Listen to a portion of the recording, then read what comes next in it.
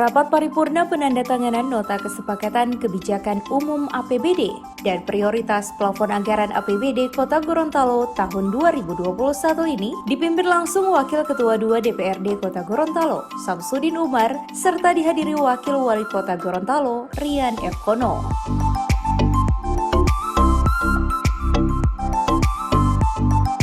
Turut hadir unsur Forkopimda Daerah Kota Gorontalo, Sekretaris Kota, Sekretaris Dewan, para staf ahli DPRD, para pimpinan OPD, camat, serta unsur terkait lainnya.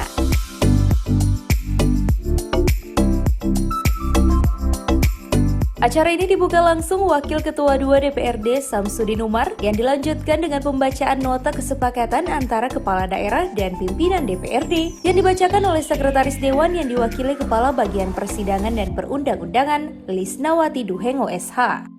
Dengan senantiasa memohon petunjuk dan ridho Allah Subhanahu wa Ta'ala sambil melafazkan Bismillahirrahmanirrahim, rapat paripurna DPRD Kota Gorontalo dalam rangka penandatanganan Nota Kesepakatan antara Kepala Daerah dan pimpinan DPRD terhadap kebijakan umum anggaran dan prioritas plafon anggaran sementara APBD Kota Gorontalo tahun anggaran 2021 dibuka secara resmi dan dibuka untuk umum.